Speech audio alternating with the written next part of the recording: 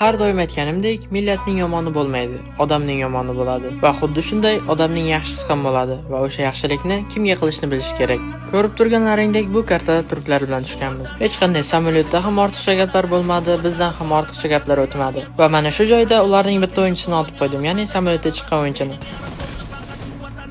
Bu vaziyatda bemalol kulib ursam bo'lardi, lekin nima kerak menga o'zbeklar nomini qoraga chiqarib. U ham vaqtida past ketishni bildi. Qaytib kelaman, yopaman, nimadir gaplar qilmadi.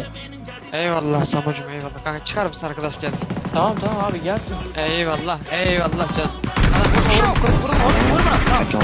Vurma diyorum size, vurmayın diyorum size, vurmayın adama vurmayın.